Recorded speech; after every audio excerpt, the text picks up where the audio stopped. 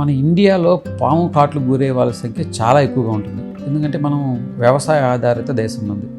ఎక్కువ మంది వ్యవసాయం చేసుకుంటూ ఉంటారు. సో పాములు గురికాట్లకు బలవుతూ ఉంటారు. పాము కరిచినప్పుడు ఫస్ట్ ఎవరైతే ఆ పాము కాటు గురి కాబడుతున్నారో అతన్ని టెన్షన్ పెట్టకుండా ప్రశాంతంగా కూర్చోబెట్టాలి. టెన్షన్ పడే కొద్ది ఏమవుతుందంటే సర్క్యులేషన్ పెరిగి ఆ రక్తంలోకి ఆ విషం ఏదైతే ఉందో ఇంకా ఫాస్ట్గా ఎంటర్ అవ్వటం, అన్ని ఆర్గాన్లకి పాకటం అనేది జరుగుతూ ఉంటుంది.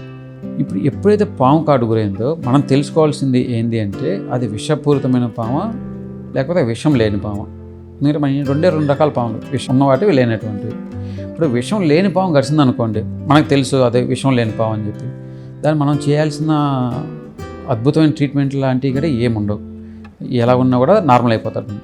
అలా కాకుండా కరిసిన పాము విషపూరితం అయిందనుకోండి, ఖచ్చితంగా కూడా దానికి విరుగుడు ఇవ్వాల్సిందే. బట్ పాత పద్ధతులు అవలంబించేవాళ్ళు కొన్ని చోట్ల. అదేంటంటే పాము కరిచింది అనుకుందాం, కట్ల పాము కరిచింది అనుకుందాం, దానిపైన ఎన్ని కట్లు ఉన్నాయో దానికి సంబంధించి లింగాలు వేసేవాళ్ళు, తాయితులాగా కట్టేవాళ్ళు. పామును చూసేవాళ్ళు, చూసి ఒక 10 ఉన్నాయి దానిపైన కట్లు 10 ఉన్నాయి, సో 10 లింగాలు కట్టేవాళ్ళు. దాని తర్వాత స్నేక్ స్టోన్స్ అని వాడేవాళ్ళు. ఒకప్పుడు విషం ఏదైతే కరిచిందో అక్కడ ఆ స్టోన్ పెట్టి విషం లాగేస్తని చెప్పేవాళ్ళు. సో అలాంటి పదార్థాలు ఈ ప్రపంచంలో ఎక్కడా లేవు. ఒక్కసారి విషం మన రక్తంలోకి ఎంటర్ అయిందంటే ఎవ్వరూ దాన్ని బయట తీయలేరు.